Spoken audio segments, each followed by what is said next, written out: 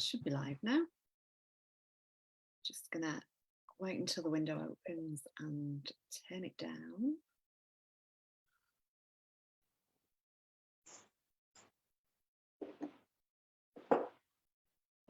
Just bear with us 1 second. There we go, mute it there. All right. I'm back on there. Oops. All right. Back onto Zoom. So welcome everybody who's joining us either live or on the replay. Welcome to Heartful Living Weaves with Denise, and today again for the second time in a very short space of time is Kandice Ko, because we felt like we weren't complete last time, so we're going to go live again soon, I reckon. There always seems to be more. So I'm Denise, your host, and the Heartful Living Weaves are a new little venture for me. They're kind of a branch of the love tree. Love Speaks Love is another branch. Okay. And this feels like it just has a slightly different feel to it. This might change, but at the minute my focus is connecting to the earth, connecting to our hearts. Yeah, connecting to our hearts first. And then from that, connecting to the earth, to the trees, the plants, the creatures. Yeah. So I'm just going to double check on my phone that we are live here. Have you shared it, Kandice? I have not. I will take a moment to do that. Wonderful. Okay, so, thank you. Thank you, Lou. Yeah, if anyone wishes to share it along, if you're finding it helpful or think you'll find it helpful, that would be amazing. And while Kandice is just doing that, I invite us to connect with our hearts. You might want to place one or both hands on your heart, and let's just say to our hearts, I love you. I love you. I love you. And if you're in a position to do so, not if you're driving, of course, but if you're in a position to do so, if you want to close your eyes and just be in your own space for a minute or two while we connect all of our hearts together. They already are all connected together, but when we do this consciously and make ourselves aware of it, it just seems to make that connection that little bit stronger. And we will extend our heart awareness out to the heart of Gaia, consciously bringing Gaia's energy into this conversation. And we set the intention before we started that we would, Kandice put this in a much more beautiful way, which I'll let her share afterwards, but letting Gaia speak through us, really, letting whatever Gaia wishes to be shared. So as we connect to Gaia's heart, feeling the love of our Earth Mother moving into our bodies, into every cell, expanding our hearts so we're open to receive as much as we can, and maybe setting the intention that we open our hearts a little bit more each time we breathe to whatever point is comfortable for us. And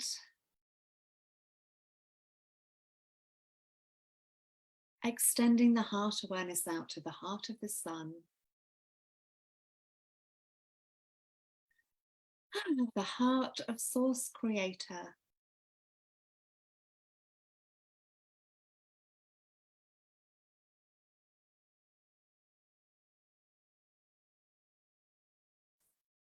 And over to you, Kandice, if there is anything that you would like to add.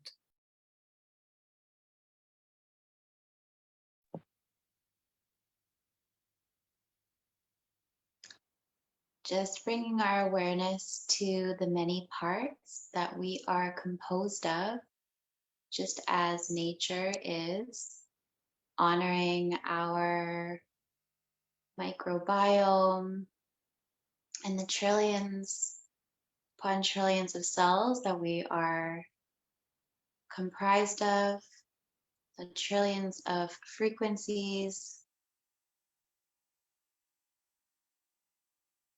of quanta, and bringing all of that we are together in this beautiful, powerful moment that is the composition of all that has been, finding itself, composting in this here and now. And may we honor the great wisdom that is all that is. And as the faculties that we are, bring all that we are together in this one moment as one working body, one working field, and bringing the fields upon fields upon fields that we each are together in this beautiful heart coherence in our natural nature,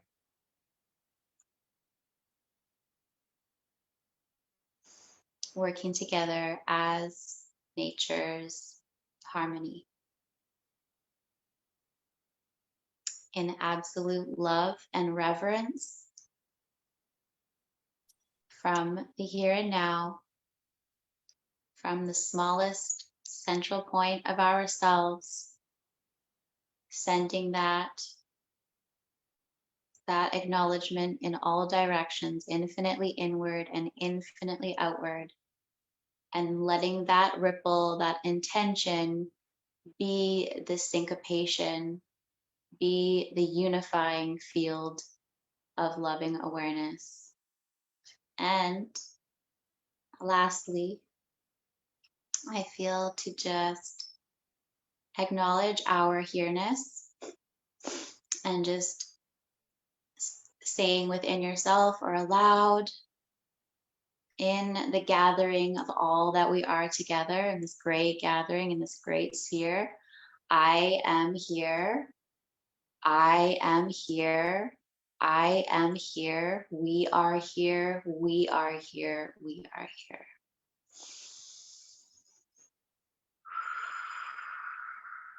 And then perhaps just taking 3 beautiful breaths, and again, feeling those breaths going infinitely inward and infinitely outward in one great rippling reminder to all that we are to come together in this great field of coherence.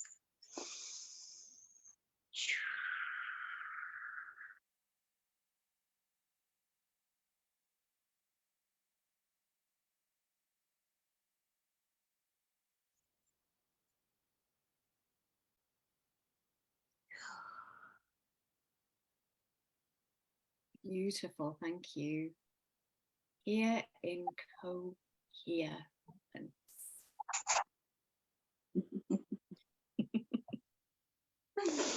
I love that. That was so lovely. And just having my hands here on my heart, in my heart space, it was just like the more you spoke, the more ordered it came and the more still. And I could just feel the stillness outside. I felt like it was almost like a Snow White scene, and that all the animals were just outside going, huh? And the birds, everything was just pausing, feeling the ripples and just absorbing the ripples.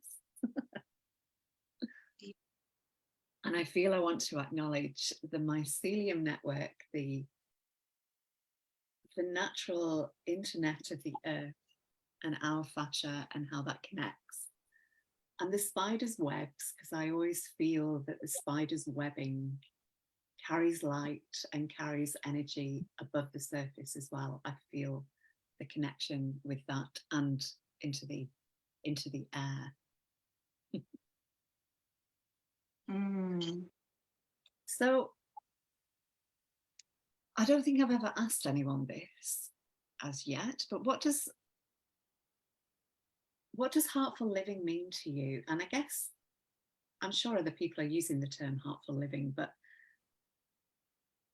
it's like I went into mindfulness first, like mindful living, and just becoming more conscious of myself, my environment, the connection with the two.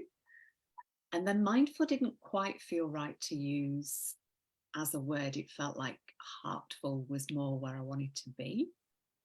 So what does that mean to you?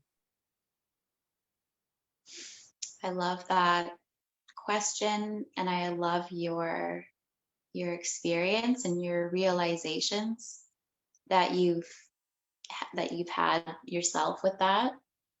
And even as I say realizations, I was like simultaneously hearing realignments, right? Realizations, realignments.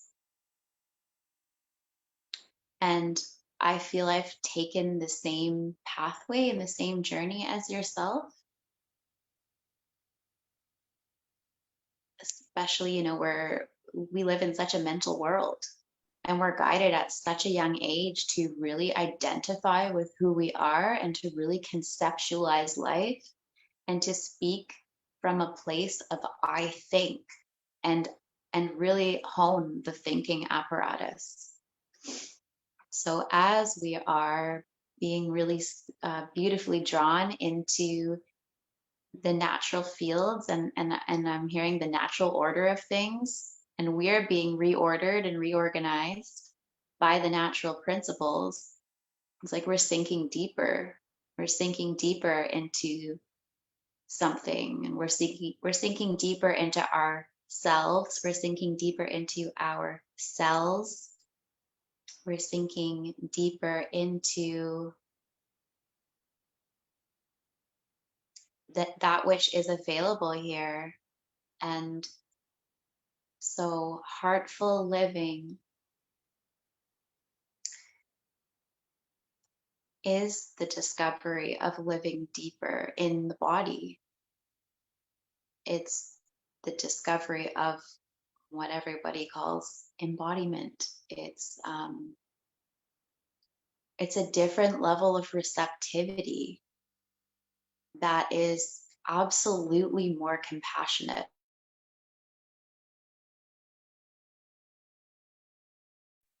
And in the deepest feelings, and I know that there's a difference between feelings and emotions, and I would say it's in the deepest feelings in the sense that the feelings are a way of thinking. It's like you're thinking through the heart, through feeling.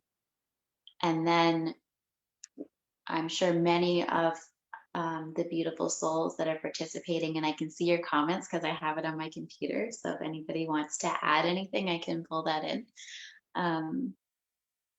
Many of us know about the powerful heart field and how the heart field is much more powerful in its magnetism than the brain is.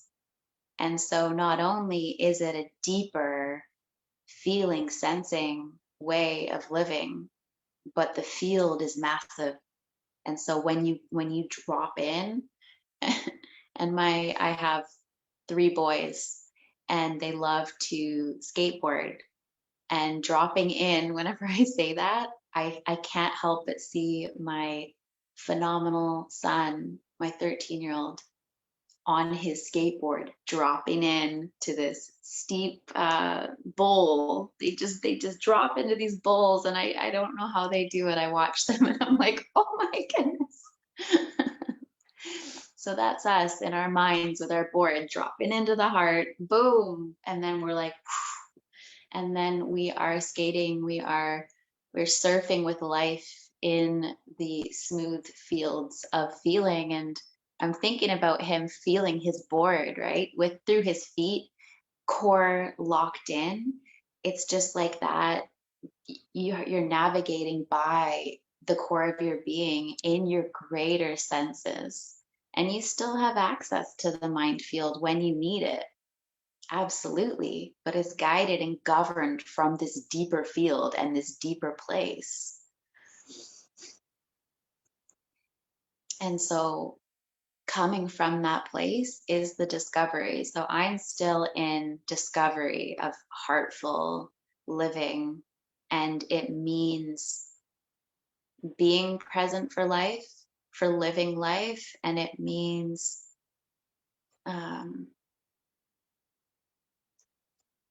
present in my feeling. I'm not thinking, wow, that's incredible. I am feeling, wow, that is incredible. And as I feel, wow, that's incredible through my heart, that syncopates all that I am in the one resounding awe that is holding me together and bringing me together and bringing me deeper and deeper into the experience that is Earth, that is humanity, that is my natural nature. Beautiful.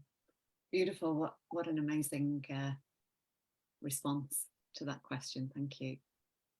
And I totally agree with you. And it's not about discounting and, you know, pushing away the mind either. It's about the coherence between, the coherence between the two. And I feel for myself, I was quite logical, analytical for quite a long time, especially when I was nursing, very left brain, really, in that role. And I like the mind. It's, you know, it's always trying to help us. It's always, you know, looking out for things and trying to protect us and come up with solutions. But my decision making has changed. And it's, to me, it's about leading, as you say, it's leading from the heart, but in conjunction with everything else.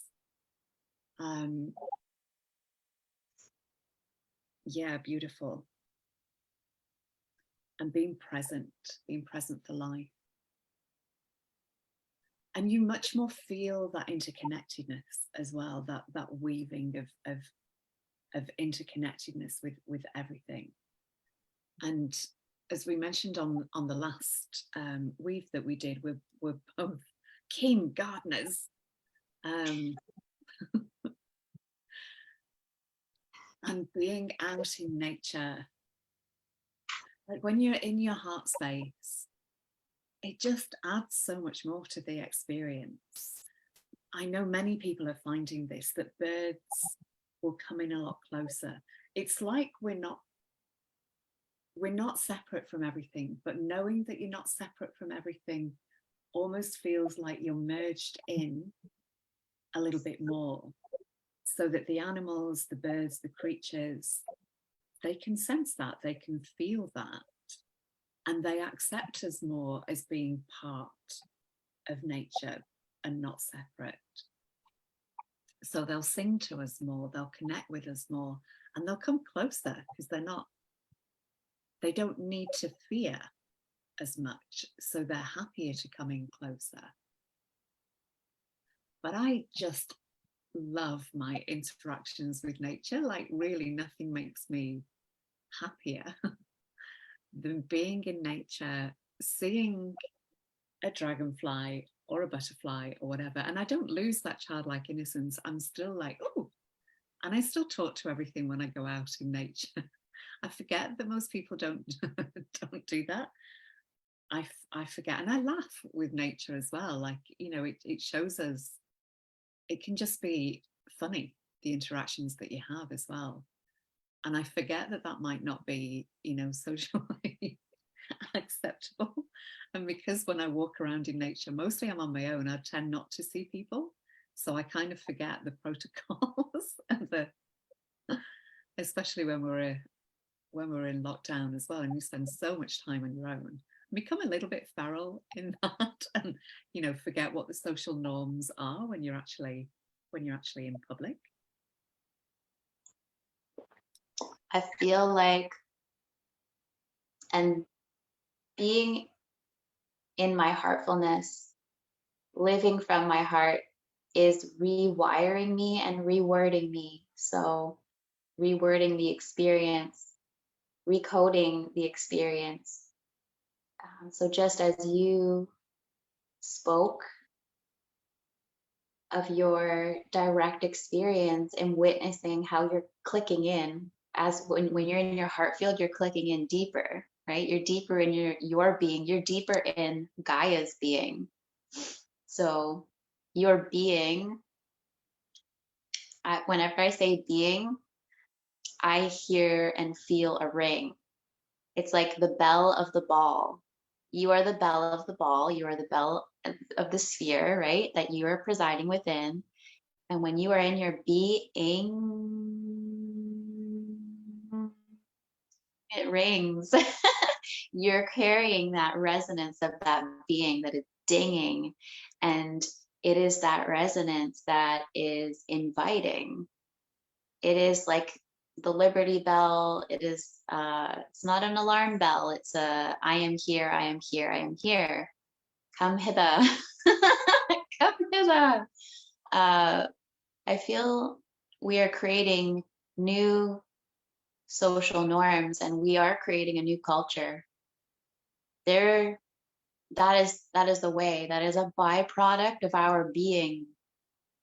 And yes, the heartful being and the mindful being, when they come together, there is a lot of curiosity, and there can be a lot lost in translation, for sure. And I'm seeing Pocahontas, and I haven't seen that movie in so long, but it's like the curiosity of her and this gentleman that's come from far away, and she's in her being, and he's kind of like in this mental sphere, but they still have a love and a curiosity for one another. So it's almost like the story of the mind and the heart trying to come together because there is a love. And when you were just sharing, you're like, I like the mind. The mind is fun. The mind's my friend. The mind is always trying to help me. I can appreciate that. And you're coming from that loving heart field that has embraced the mind, that has opened its arms and has given it a big hug. And it's like, I accept you. I accept you just the way that you are. And I appreciate you. I appreciate all that you've done for me. And now I appreciate all that we're going to co-create together. And that is the syncopation. That is the, I'm feeling this heartbeat drum that is always beating in the center of our chest, reminding us the rhythm of life, and to come into the rhythm of life, and that we are a walking ceremony. We are a walking sacred circle, and it's like, come all, and welcome here, and welcome all the parts that I am into the sphere that I am, that connects to the sphere that you are, that connects to the sphere that we are all within. And it's just the welcome wagon. And it sets the mind into right harmony. And actually, I feel the mind is relieved. Like, thank goodness thank goodness for this return. So I don't have to worry about your being. Like, I just want to do the computing. I'm the computer, and I have had to be the being. I don't be, I compute. I compute for you. So thank you for sinking in, because that was a lot of pressure, and I'm not designed for that, but I am, right? I am. That's why I am here. I am here. I am here being.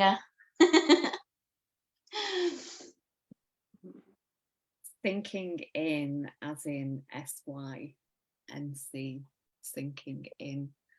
I chuckled when you said about the bell, because my doorbell rang when you were sharing at the beginning. I don't know if that came over or if Zoom cancelled that out, but yeah.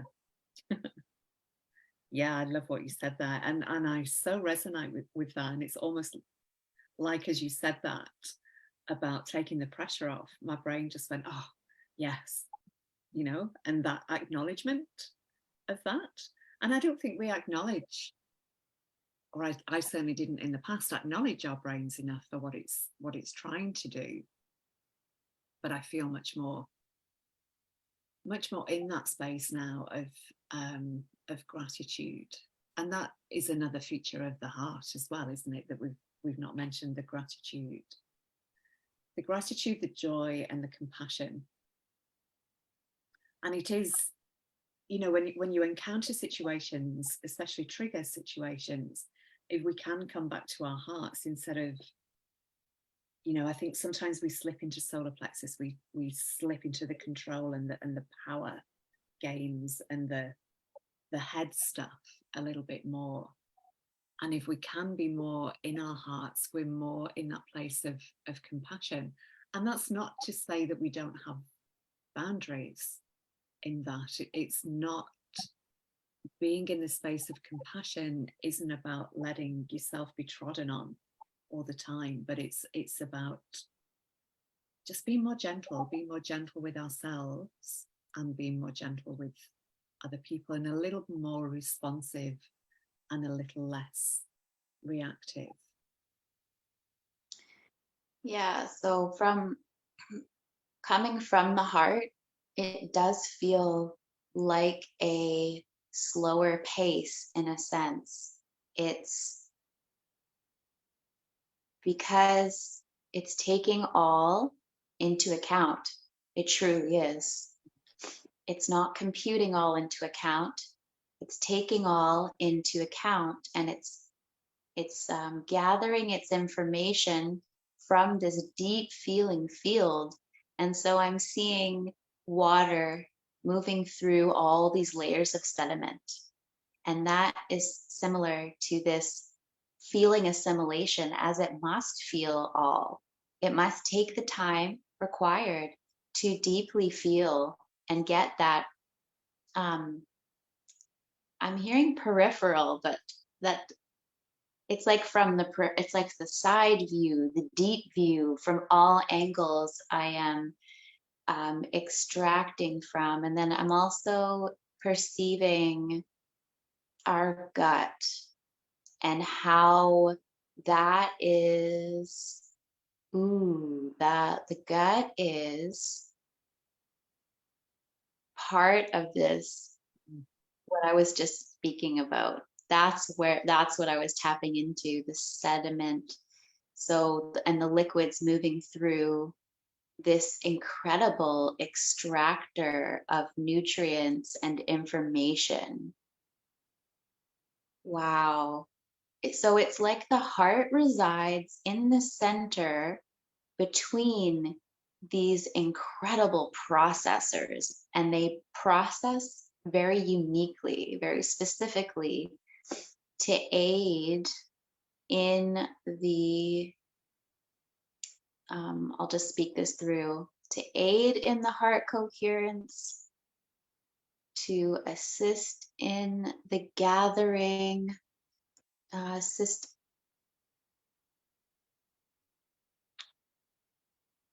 I mean, it's almost like I'm seeing two arms stretched out from the heart. One is in the mind, and one hand is in the tummy.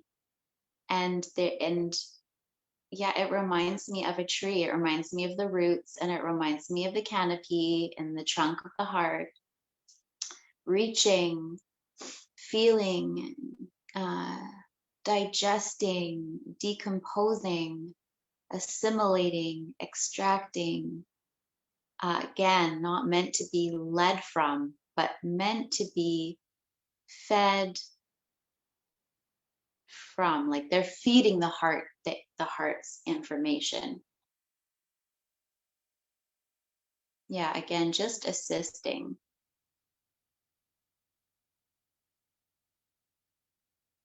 And all three are like processing units as well, aren't they? Like we've got the most neurons in our brain, but we have, I think it's 40,000 sensory neurites in our heart. So our heart acts as a brain as well, and in our gut. And I don't know as much about the brain in the gut and what that means.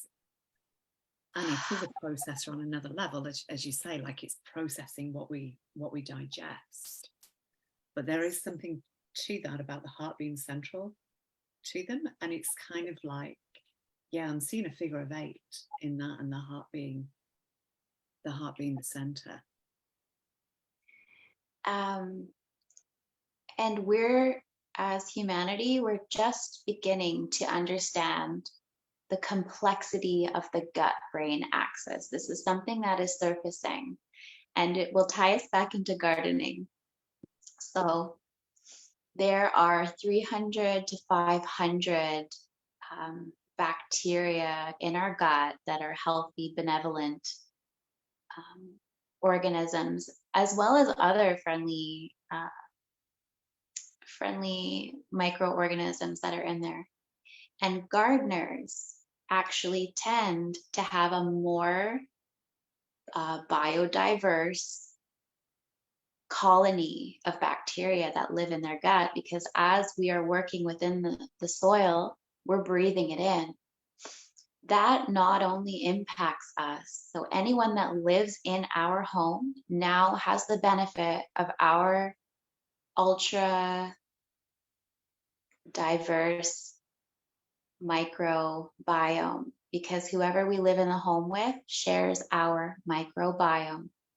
So if a member in the household takes antibiotics, it does the same thing. It doesn't just wipe out the microbiome of the antibiotic taker. It actually goes and wipes out the group microbiome. And so we're all in it together, is what I'm hearing. We are literally all in this together. I'm hearing that song. This land is your land. This land is my land. And now I'm hearing another song combining with that song. Your love is my love, and my love is your love. And there is a great reciprocity that is a law here on this planet. It is the law of reciprocation and reciprocity.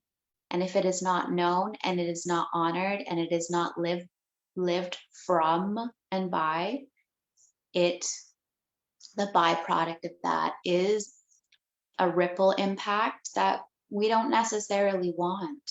So there's many beings here that are taking proper order within themselves and doing these right actions, and it's creating these like micro colonies, like concentrated good stuff, almost like a super poop. And so it's like trying to refertilize and refurbish for everyone else, but we need all hands on deck with this.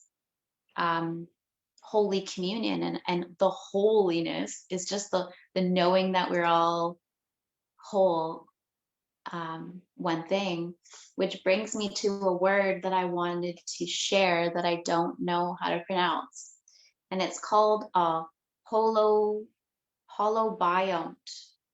Holobiont, and that is an assemblage of a host and the many other species living in and around it, which together form a discrete ecological unit. So it's describing a thing that is so intimately interwoven with other things that those other things, therefore, it's all classified as one living apparatus of many separate parts that have come together. And so this new sort of scientific endeavor or instrument or perception is witnessing the human being as a holobiont. because of all of the parts that we're comprised as that aren't necessarily, yeah, they're separate working parts that actually have, much like a tree, we're much like a tree, we're much like a plant, we're much like nature because we are nature, as we realize. And so that holobiont that we are has layers upon layers, because then we click into our environment, and when we're truly in our all living from our heart place and the hearth of our being, as I say that, I'm sort of witnessing a dream, another layer of the human dream unfolding from the heart, and it has fairies and it has elementals. And inside our interlocking fields, when we truly access this from this and this knowing, yes, it creates a most incredible world of magical fractality as we're all linking up. And oh gosh, it's so beautiful when that awareness blossoms within the human being, and rows upon rows upon rows of interlocking heartful living beings. And what grows in between our fields, our holobionts, is many different incredible creatures, elemental creatures. Like, there's just so many things that we don't believe in anymore, or we think that they're extinct, or they're like these memories of the past. They're all creations and byproducts of our own magicality accessed through ourselves, truly living from that. And yeah, it just access to an entirely new realm and dream world.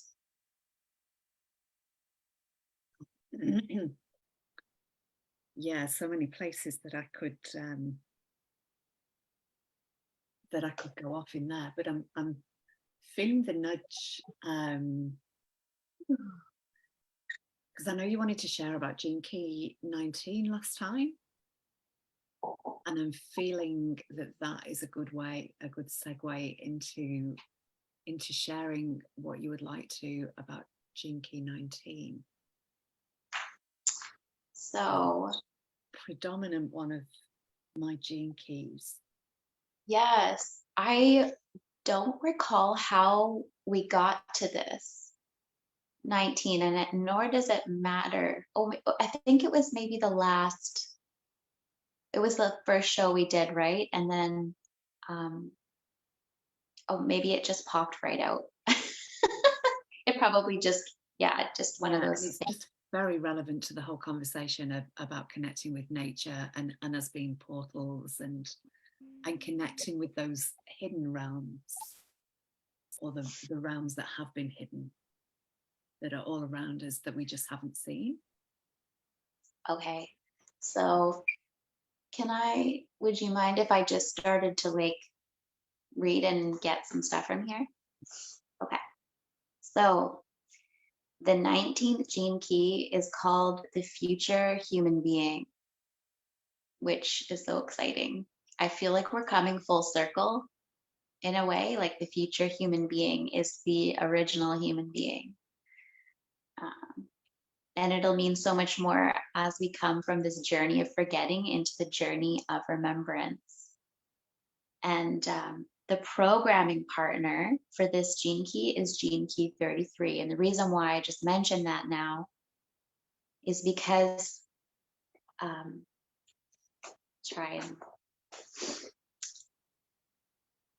this is the wheel, okay? And let's just put ourselves in the center of the wheel. And I'm gonna just put my perspective in this line right here, okay? And a line from the center up. And right there, that's the 19th gene key, okay? And the energy of that sequence goes infinitely inward and infinitely outward. And all nows, it is a spectrum of color. It is a spectrum of light. It is an archetypal energy. that has been recognized, and it's connected to the I Ching, which is an ancient wisdom beyond the mind. Okay. Its programming partner is on the other side in the direct line. That's why I brought that up, right? So it's the programming partner. It is the completion of the full peripheral. It is the horizon. It's the event horizon of that energy, fully streamlined and known through the center point of your being. Cannot just have this perspective with the whole, you want the whole view, right? So this part, the 33rd gene key, the shadow of forgetting, right? The shadow of forgetting. That's epic. It's like we've forgotten the magicality, which is the 19. So as we move from forgetting to remembering to, I believe it's the final revelation. Yes, it's the final revelation. So we're moving from forgetting up to mindfulness, right? That's the journey we took, Denise. We were forgetting, and then we went up into the mind to try and remember. And the mind was like, that's not my job though, but I'll try and do my best. And I'll gather everything that you've ever experienced and I'll show it to you constantly to remind you of who you are, even though I don't quite know myself, but we'll do our best. And then we're dropping into the revelation. And the revelation is going to turn out revelation after revelation after revelation, because the being, ding, ding, ding, over and over again. I will reveal, I am here, I am here. Just feel and I will show you. It is here, it is here, it is there, it is everywhere. Let's just feel, let's just be, and we'll extract from all that is, because you are that all that is.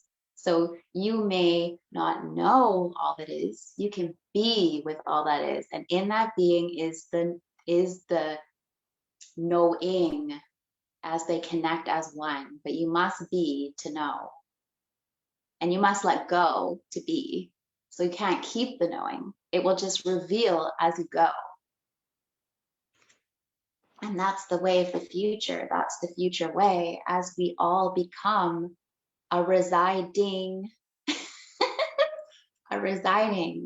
being who knows, and we proclaim together and we resound together. I hear, I feel, and then I'm seeing you. I hear, I feel. We hear, we feel, and then we pass that on. And then that whole cellular reception ripples through the body of Gaia as I know, I remember, and then it clicks in. I am here, I feel, I hear. We hear each other, I hear you, I see you. And so that is the cellular reception that will be the new way. And so the physiology of the gene key 19 is body hair. And I freaking love that. It's like when you get that knowing, that deep feeling, and your hair stands up. And then it's also the little hairs on the inside of the body. There's little hairs everywhere. So yes, in the ears, it's not just, so we're like, okay, thank you for drawing attention to that. And these little hairs are also connected to the light filaments of the DNA. The hairs go infinitely inward and infinitely outward in fractality. And so that's the mycelium. The hair, the little hairs are everywhere. The hairs, right? The rabbits, the sacred wisdom of the druids, of the wee man. I'm just feeling the Trinity. Okay, come back. and yeah, I hear. It's that it's that hearing, that herring, that heralding that goes, that we feel. That's how we feel so deeply. That's the 19th key. That's the key, that hearing, that feels, because it's in the filaments, because the hairs are moving. Each hair is a vibrating oscillation. That opens the portals of perception. And that is the way that we walk with this key. And so we are living through a time of unprecedented global mutation. This mutation is on many different levels, from the most physical to the most spiritual. To truly capture the essence of what is occurring to humanity, one needs to look not so much at the spiritual dimension, but at the opposite end of the spectrum, the biogenetic.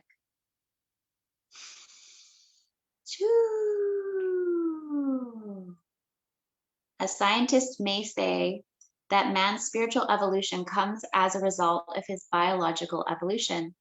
The mystic tends to see the opposite way around, and I'm feeling us meeting in the middle here. What is fascinating about the scientific view is that it's focused on the lower frequency realms, the realm of matter. The 19th shadow represents an aspect of our genome that is currently undergoing this intense mutation. A mutation is a spontaneous and sudden quantum leap from one state to another. Wonder if Alasa is still here with us. Yes, Alasa. My quantum leaper. Shoo! The 19th shadow of codependence. So in the 19th gene key, there's 3 spectrums of realization. The lower spectrum is like the seed that has not flowered yet. And so that seed, that husked aspect, is codependence. And that codependence doesn't necessarily feel so good to the being. In its infancy, it feels like it needs to gain independence. It feels like it's at the mercy of an external force, which can cause, well, this is like the journey of the toddler, right? It causes its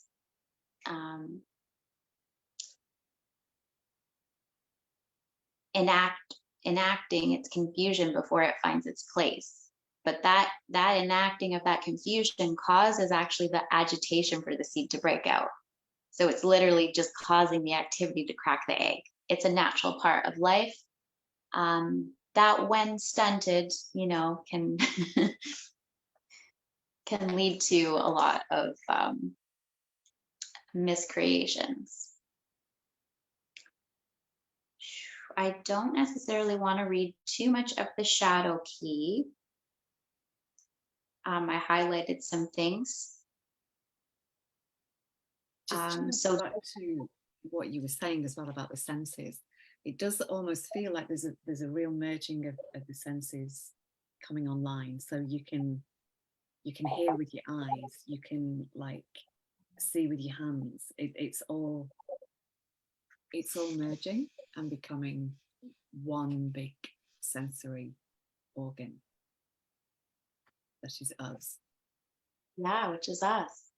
And we can link in together as like 2 hearts can create that co-field, that co-resonance.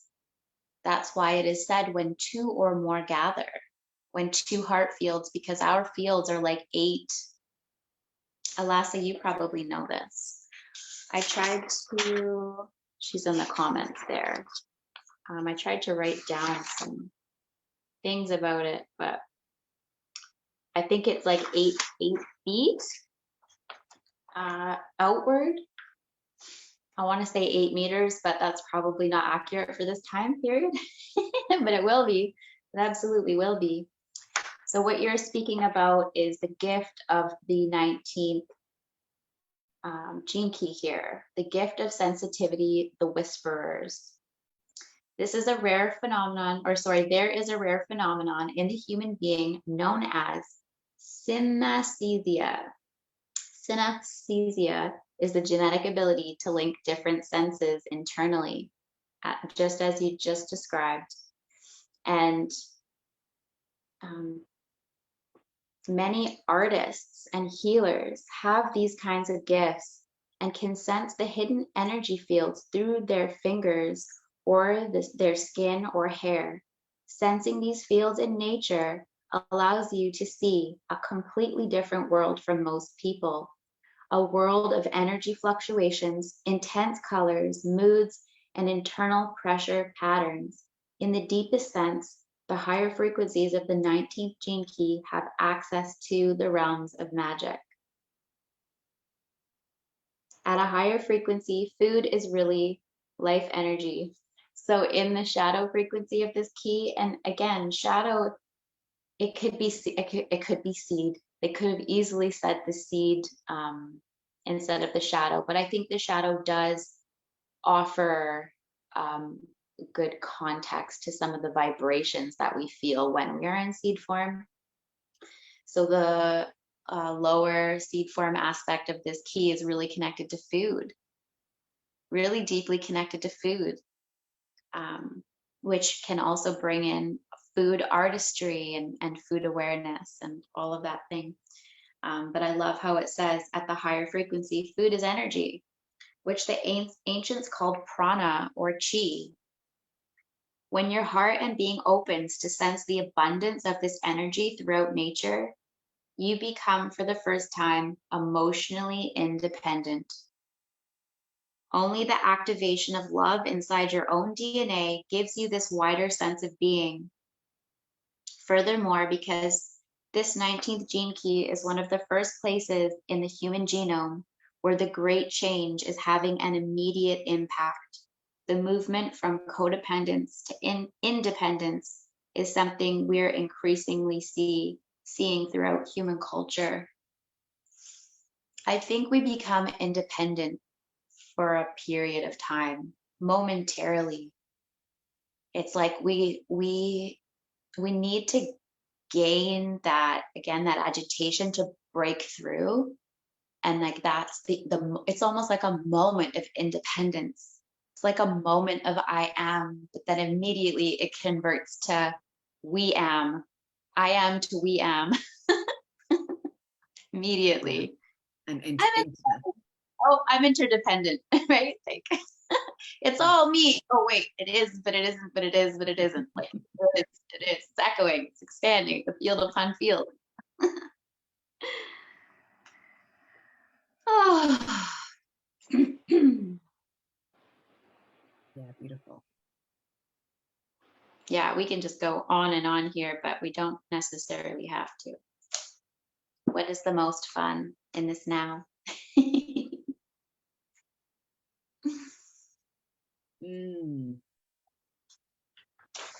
And you were saying as well, because I also have the 61st gene key. What was it you said in the message? Was it the ring of? It's the ring of Gaia. Yeah. So what's the link? You said about 33 being linked to 19. Can you explain more about the link with 61? Okay. So if we're going to follow the wisdom and the modality is the gene keys, it's based on codons, which goes deep into the programming. It's like the literal computer code of biology. So we're going into the coding world, we're going into the tech world, and we're going into chemistry and chemical compounds. And in chemistry, we're aware that certain compounds attract other compounds because they link up together to create a thing, which again kind of talks to that holobiont, but that at a very micro level. It's like H2O. It needs the hydrogen needs 2 oxygens, and we're much like that. You'll be drawn, like I'm drawn to you. I'm sure you and I make some really funky psychedelic chemical compound. It's the other way around, isn't it? The oxygen needs two hydrogens, 1 oxygen, I think. Yeah. Oh, thank you. Yeah. Yeah. So we make a compound, and on the within the myself is trying to formulate words for this, because I believe that this book, the Gene Key book, is literally a coding manual to recode our consciousness. And so within the awareness of this recoding tool, certain of these keys come together like a complex chemical compound, but instead of being super small, it's massive. It's like these massive groupings of these harmonic energies that I need to take time to create a conceptual pattern for. It would all, okay, for fun, let's just say like deity, right? Deity, the energy of a deity. And the cultures had made many deities and sort of like anthropomorphized them and externalized them into things, these massive energies that represent, like Lakshmi, is an essence of abundance that comes from within ourselves, that is like screen projected in a larger form, in a larger energy, that many human beings over an entire continent, say India, can all computer project the energy of Lakshmi together. But really it's coming from the human projector, which is much like the DNA strands that are batteries, as the energy of the cosmos goes through the DNA and lights it up, just like the negative Polaroid of a camera that's processing yeah. So these massive deity codon energies that come from smaller places within ourselves all intermingle. So it'd be like three gods getting together, three deities getting together, three massive archetypal energies getting together to represent something. And this represents the ring of Gaia. So it may represent the deity of Gaia. It may represent this overarching angle of Gaia, right? The arcing angle of Gaia that encompasses a lot of gosh, these words. Yeah.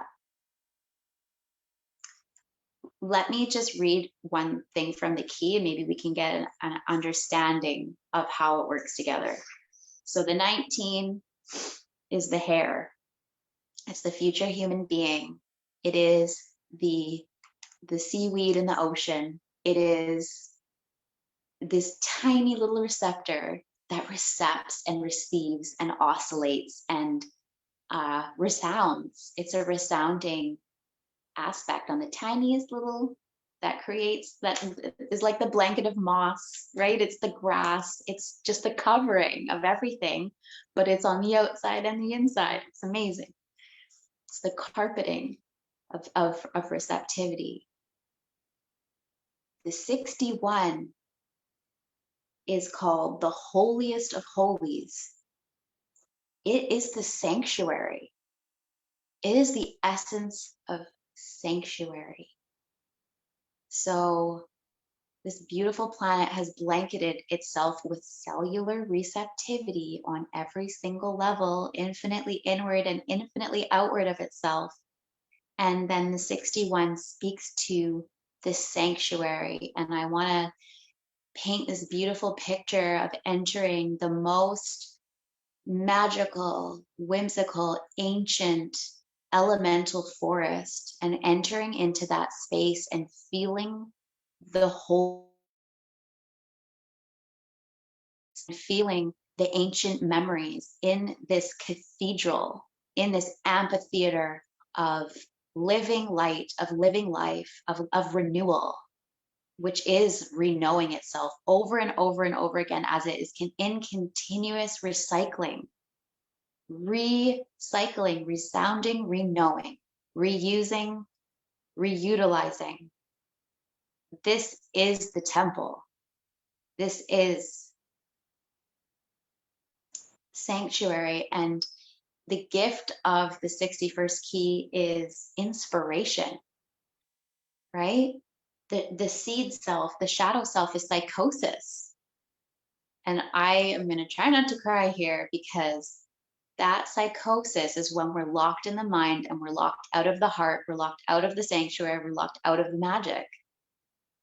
And so I'm seeing this being that is in this psychosis, because again, the mind is not meant to hold the essence of the soul. The mind is like, shit, why can't I do this? I'm gonna break. I am going to break under this pressure. And it's just like relief. And so I'm watching this being that is broken, entering the sanctuary that is nature, entering the holy space. And it's like, enter me and be made new, which means know yourself again. Enter me and know yourself again. Enter nature, enter nurture. And the physiology of this key is the pineal gland. It is associated with the pineal gland, which is I'm hearing, which is the epic center of the crown, in its highest correspondence to the heart and the hearth renown. I'm seeing like the lotus growing. I'm seeing the lotus growing from the lowest. Ooh, I'm seeing the lotus growing from the lotus, from up from our feet, from the mud of the earth, as it's coming up, up, up, and then crowning. And its stalk is from the heart. The heart is holding it. It's the lily pad right here. Like, you know, and the crown, it's like it comes up and it's just sitting up there, and it's not up there for us to go up there and stay there. We're still here. We're still here in the trunk, and this just is shining in all its glory and just opening up to the sun and just receiving. It's just become a receptacle, and it's like this harmonic balancer of the brain. And it just it takes up residence in there and just creates this glowing and soothes the mind. The mind is just soothed by this flowering, anchored into the heart and the roots into the depth of the experience, the sensing body that feels through the feet, through the soles of the feet. I'm feeling the rose of the heart as you said that about the lotus at the crown. I'm feeling the rose opening out at the heart. And that's the rose field. There's a rose field that buds and blooms. And now I'm being reminded that there's like, it's like, no, you're a garden. There's flowers growing. There's energetic flowers like flowing and budding out in so many places. It's beautiful. We look like a spring. We're many springs, and we are the fountain when we are in our full elation.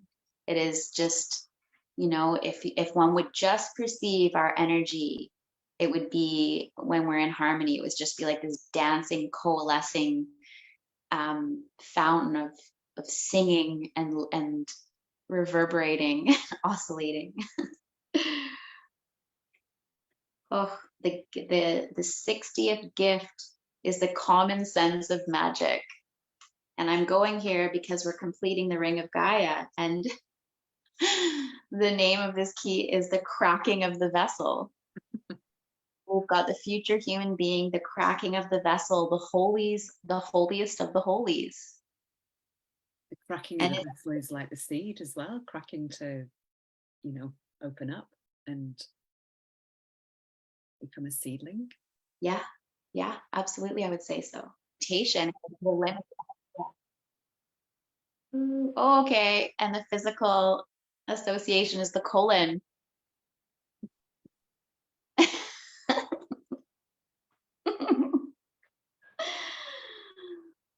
Oh, how magical. Oh, how magical. Oh. So we move from the seed and the limitation of being sort of feeling stuck within that seed. And it's called closed circuit thinking. Closed circuit thinking, right? We're stuck here. We're in the closed circuit thinking in our and also in our individualness. Really sort of feeling cut off from this magical oasis that is the fractal reality. That's right, like out of our reach, right? We feel it, but we don't feel it. We sense it enough to want to be drawn to it, but we don't know how to help ourselves because we're thinking to get there. We're just, we're trying to enter head first. And it's like, no, you're not coming in the way you came here, like through your mother. This is another type of birth where we're crowning through the heart, right? It's like, don't go this way, go this way. Best out, tuck your butt in. No.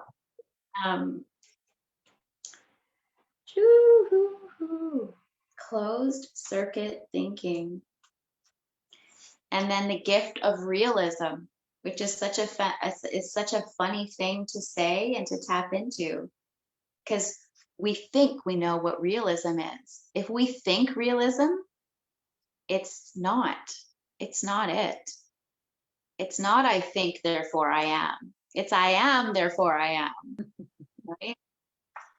I am, therefore I think is more like it. That's the actual organization. So the gift of realism, the common sense of magic. This is what, so people with the 60th gift are very sought out in the world. And for one main reason, they understand the limitations of the world of form and therefore know the laws of manifesting within the world of form. This is what realism refers to in this context. It's the ability to balance youthfulness and wisdom, idealism and structure. Another synonym for this gift is common sense. And I feel this common sense is a common sensing. It's a sensational energy that is deeply sensing. And that co-monality in the monadic, because this earth is a monadic. When we enter earth, we are in a monadic structure. And so we are co-monality in the co-monality when we're in our right heartful center. And I'm also sensing combing, commingling, and comb, like a comb, but the comb is the hairs again.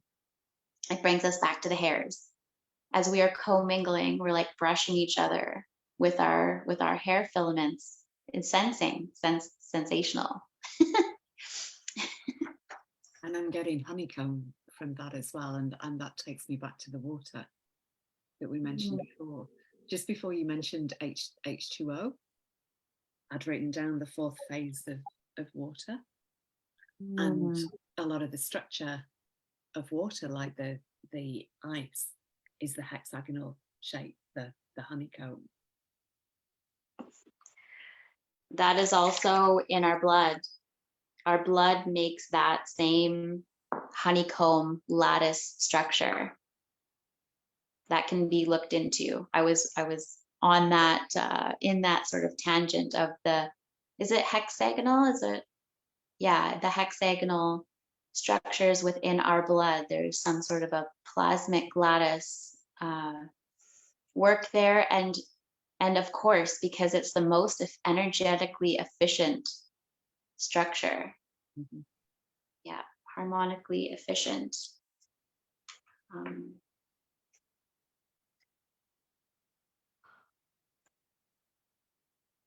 I just got drawn over here. The 60th gene key is part of a trinity of gene keys.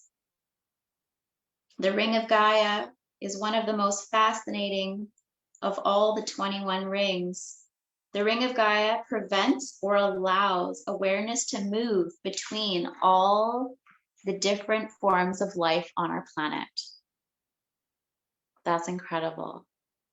That is a true spokesperson. And when I say spoke, I mean a spoke on a wheel, and you can be the spoke to pierce. And I mean that in a loving way and also like peering, to peer within wheels, within wheels, within wheels, within wheels. And I'm hearing, I can up here, I can up here, I can up here, and I can up peer as I'm peering with the eyes of the heart. Beautiful. Wow. Oh, and one more thing I want to say, which is never true because I always want to say more, but a thing I want to point out is the highest, the Siddhic frequency of this key is justice. It's justice. And it's like in that full trinity of knowing of all we've spoken today. It says all shall be made right, all shall be made known, all shall be brought into right harmony. That's the justice, is the harmonic ordering, the harmonic structure. And hara line, hara monadic, harmony, hara, and in the center monadic, mon. And moan, like this, the moan of the mother, like this harmony.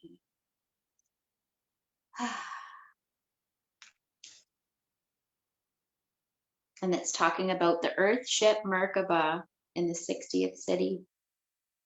And this is a funny little thing that came through me a long time ago before many different awakening sleep cycles that I experienced. It's like up, down, up, down, up, down. I'm here, I'm here, I'm here, I'm here, I'm here, I'm here. I was shown that, the message came in, how do you steer an earth ship? How do you steer an earth ship? And it was saying, just as the little bacteria in your stomach will steer you to the cupboard to get a sugary treat, right? It's like these little bacterias are like, this is what I want, and I can make you get it. And you're, like if you're driving from up here, like we will drive you, go and get some wheat, go and get there's the yeast overgrowth or whatever is literally pushing something. Like think of the size of the bacteria and the size of us. So then think of all of us and the size of Earth. We are very much like this. So what are we telling our mother to crave? Or what are we telling our great being to crave? Are we going for sugar? Are we going for that which is not healthy? Because if so, we're driving the earth experience.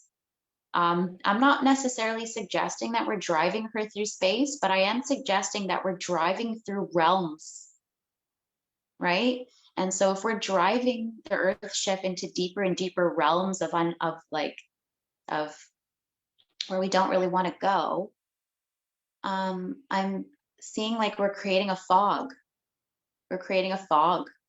It's like we are putting Earth to sleep in a way. We're making Earth sleepy and not really knowing. But like as we wake up, because we are her cellular receptions, she remembers her own magicality. Because we're one. We're part of it all. We're the little hairs.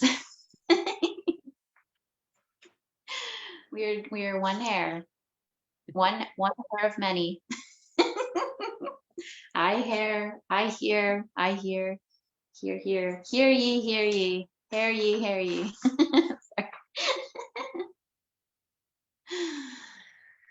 Oh, wow. Beautiful.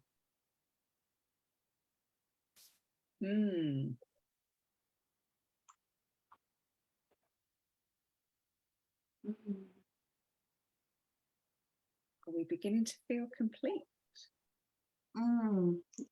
Yeah, I feel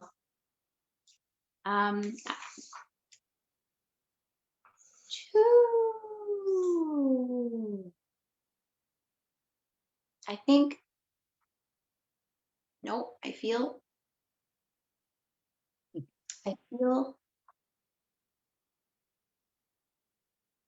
to just speak a reminder and like a culmination of all of the journey that we've just taken. And it's like, remember to enter nature to enter yourself. Remember that you are nature. So to enter nature, enter yourself deeply. Go deeply in. If you need assistance, enter nature to enter yourself. You know, you can take that journey outside to walk inside. So remember the sanctuary that is nature. Walk with reverence and feel.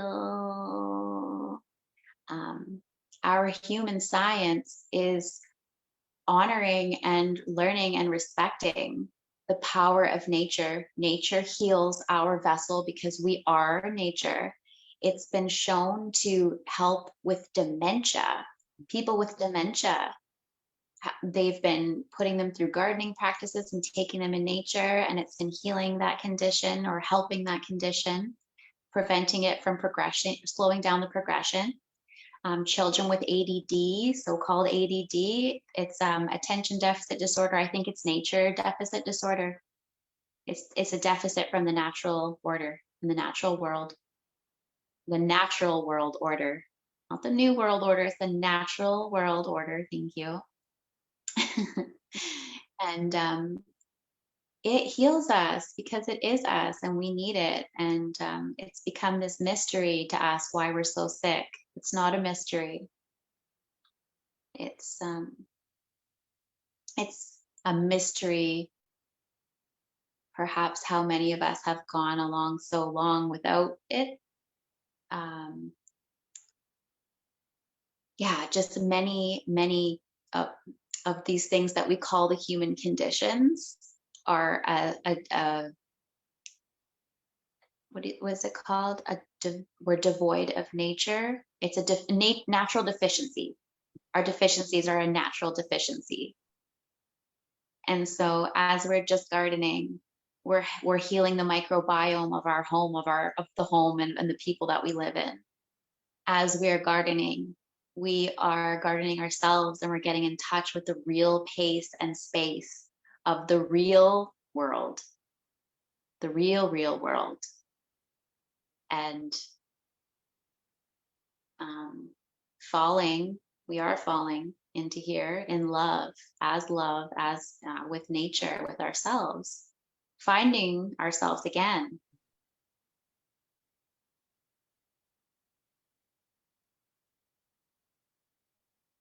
So it isn't that I know that I need to go into nature because I know that it is healthy for me.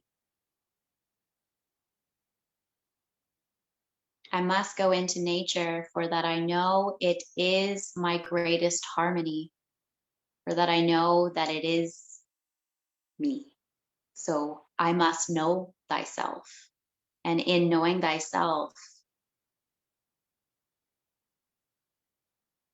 I must know the nature. That is who I came to be. That is who I came here to be. That is how I came here to be. And why?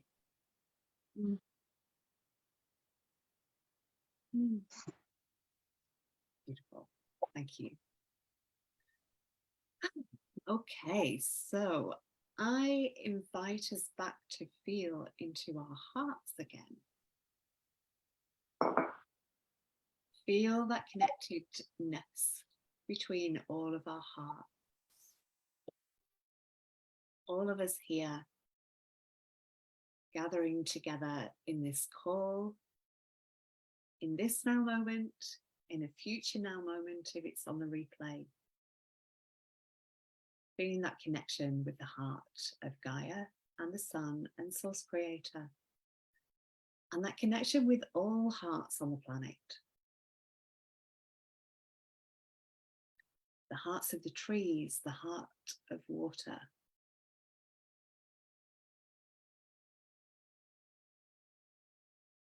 The hearts of every living being. And those beings that have gone before. And that are still yet to come.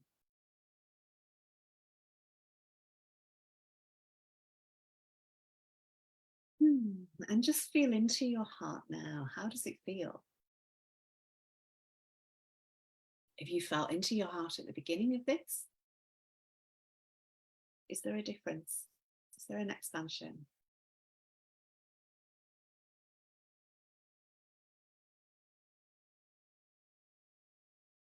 Can you feel the coherence?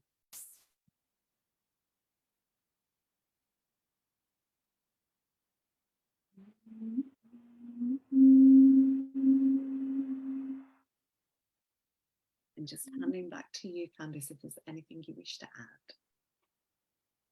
I'm just going to share a little song.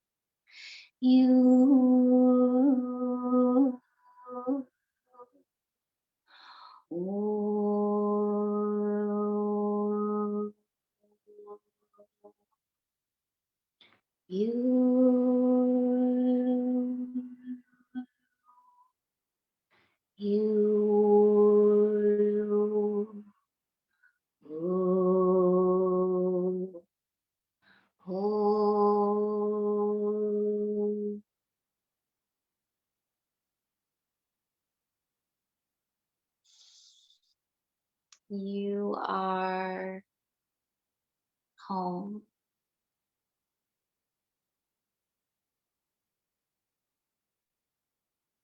Shoo. Oh, beautiful, thank you. And I invite us all, if we can today, if not today, tomorrow, to go outside, break free from the walls, be in the air, on the ground.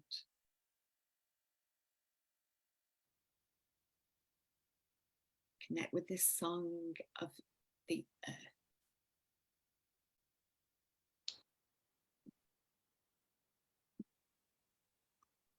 Thank you, Kandice, so much. Always a pleasure. And thank you to everybody who's been with us. Feeling it all. Thank you. Love.